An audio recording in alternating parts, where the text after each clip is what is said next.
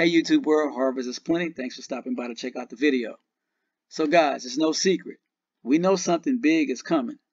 We know they've been planning things behind the scenes for a long time. We just don't know what that event or events are that they're planning. But something will be a pretext to get us into World War III.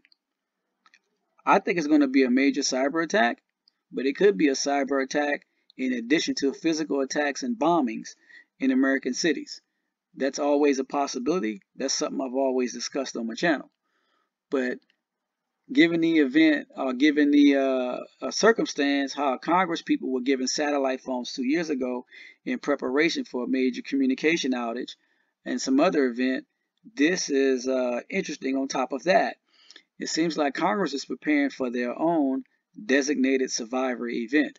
As the headline reads, lawmakers introduce legislation to address mass casualty event.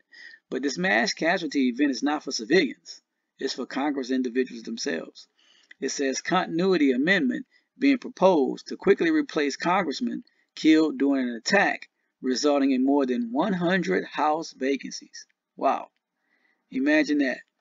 Have you guys ever seen the TV show Designated Survivor, starring Kiefer Sutherland, who also plays Jack Bauer in another hit TV show called 24?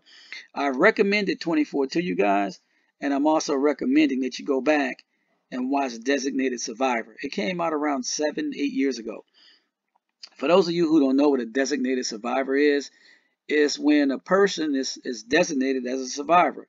For example, if the president, the vice president, and let's say the Speaker of the House, if they're all killed or taken out, then the next person in line moves up and assumes the throne. They become the commander-in-chief, they become the president, and different people are moved up who have been designated as survivors to replace those who have been killed.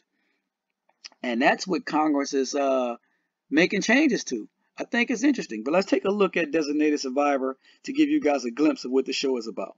It may have been spun into a Hollywood tale, but the idea of a designated survivor is in fact very real. Each year during the State of the Union address, there is one person who is ready to assume the presidency in the event our government is wiped out. So what's it like to be a real-life designated survivor? Here's my Nightline co-anchor, Juju Chang. Some kind of explosion in or around the Capitol building. It is the unthinkable, the doomsday scenario. A catastrophic attack on U.S. soil, the president, Congress, the upper levels of government, all wiped out.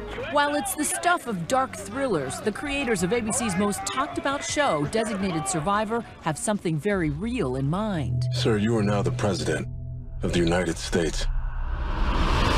So this is your presidential motorcade. This is a small one. Normally there's about 16 cars. The series stars Kiefer Sutherland playing a meek, low-level cabinet secretary.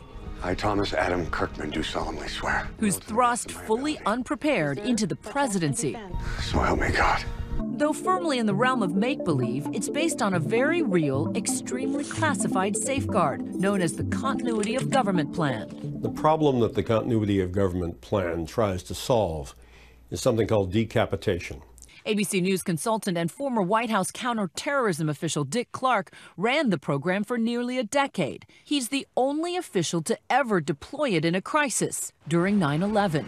While President Bush was in the air, Vice President Cheney was rushed to an underground bunker. On 9/11, I activated the Continuity of Government system, and we asked the Speaker of the House to leave Washington. The government didn't know if more attacks were coming and where. Gail Norton, George W. Bush's Secretary of the Interior, told 2020 anchor Elizabeth Vargas that she was one of a handful of high-ranking officials sent to secret locations. I know you can't tell me exactly where you were, but can you sort of describe what the conditions were? The shampoo had curdled, the deodorant smelled bad because it was all so old. 4 months later, she was pressed into duty as the first State of the Union designated survivor after 9/11.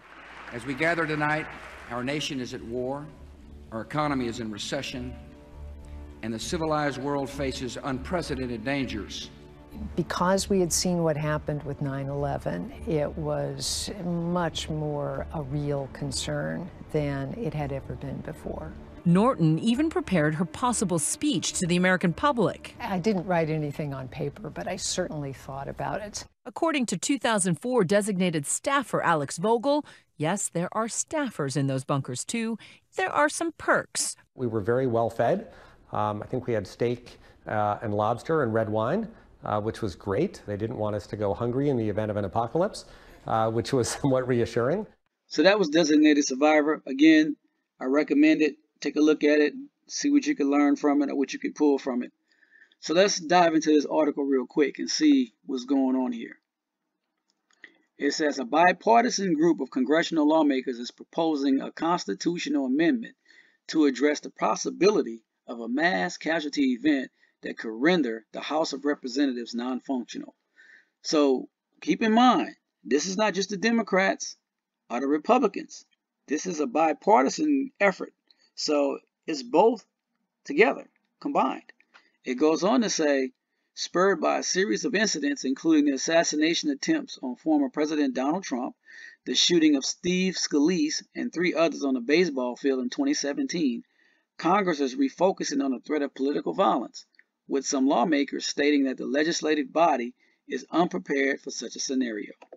It goes on to say, some argue that failure to prepare for an incident that could remove a large number of lawmakers is an invitation to political violence.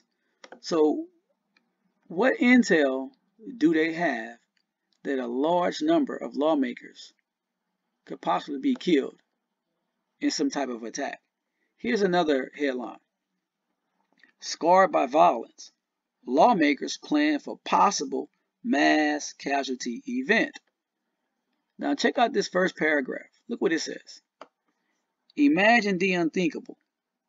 A mass shooting of members of Congress that leaves a large swath of the country unrepresented and shifts the balance of political power in Washington. Wow. Do you guys actually think they're planning something? Or they got intel that they all could possibly be killed? I know many of them, or quite a number of them, have, protective details. So that's going to be interesting. I do remember, again, about the satellite phones. Then I did a video about a train of fertilizer that went missing. If you guys never seen that video, just scroll back to the channel and it's there somewhere. Interesting. And then the FBI Director Ray, he's come out many a times that there's red blinking lights everywhere, and that there could possibly be a series or a wave of attacks in America by individuals who come across the border and things like that. So guys, stay prepared, stay alert out there, cover yourself in the blood of Jesus, because you don't want yourself or any of your family members to be caught up in any wave of violence or to be collateral damage if any attacks go down. But if these attacks do go down, I know that the public will rally behind whoever is president and call for war, just like 9/11. We rallied behind a president and people pushed for war. When I say we, I don't mean me. I knew it was an inside job, but folks called me a conspiracy theorist. They didn't believe me. They really believed that Iraq had WMDs.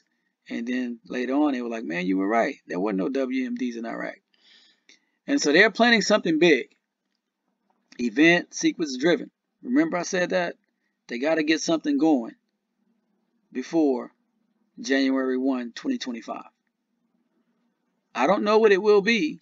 And we will not receive any text message or phone calls to tell us to get ready. It's just going to happen one day.